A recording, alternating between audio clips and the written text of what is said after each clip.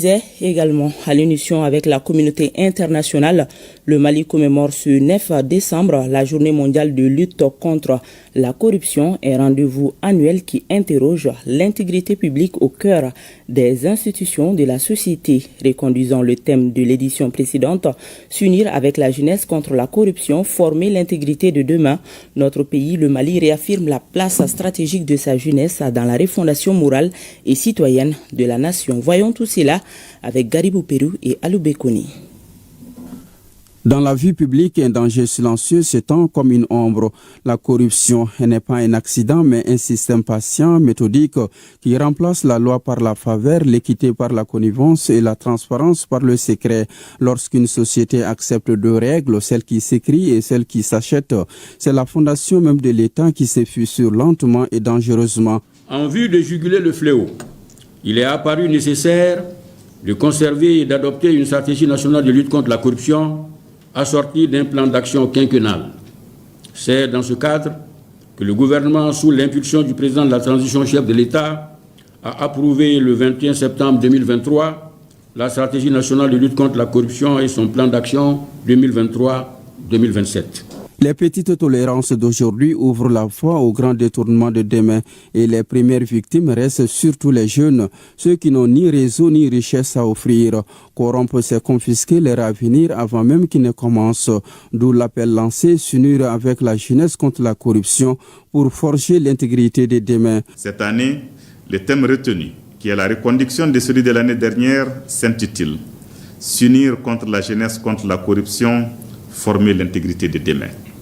La célébration de cette journée se tient à un moment où notre pays est engagé dans un processus de refondation de l'État, nécessitant une rupture, voire un changement de paradigme dans la gestion des affaires publiques, tout en visant l'émergence d'un nouveau type de citoyens porteurs de valeurs d'intégrité, de probité, de loyauté, de patriotisme et de citoyenneté pour la construction d'une nation forte et prospère.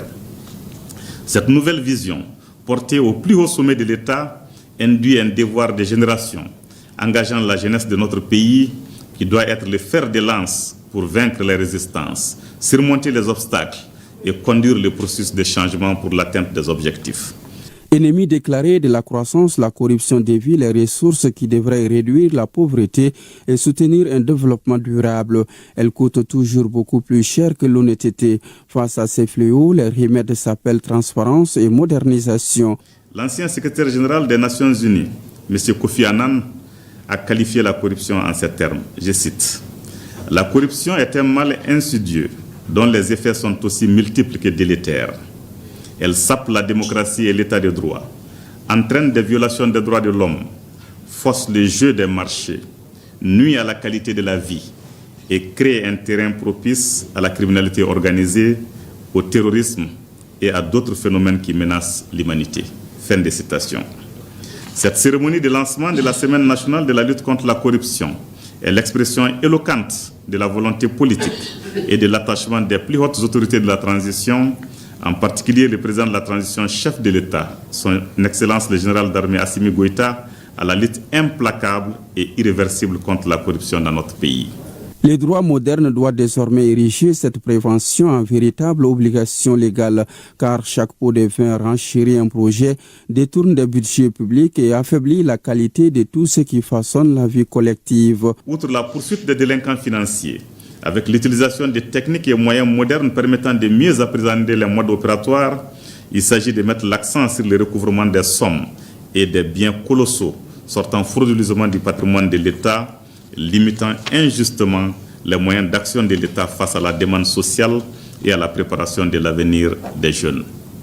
L'action combinée du pôle national économique et financier et de l'agence de recouvrement et de gestion des avoirs saisis ou confisqués permettra, j'en suis sûr, de renforcer l'effet dissuasif de la lutte contre la corruption et la délinquance économique et financière, le produit du crime ne devant plus profiter à son auteur. Toutes ces actions visant à engager ou à renforcer viendraient élargir l'éventail des actions et des moyens d'action pour prévenir, détecter, dénoncer et réprimer le comportement corruptif avec la mise à disposition des usagers du service public de la justice de la ligne verte dénommée Bingani Konafoni, le 3611 qui est un numéro vert gratuit. Il reste entendu que tout le long du mois, voire de l'année, des activités seront organisées sur l'ensemble du territoire national dans la mesure où la prévention et la lutte contre la corruption doivent s'inscrire dans la permanence afin de parvenir à un changement de comportement des agents et des usagers des services, aussi bien dans le secteur public que dans le secteur privé.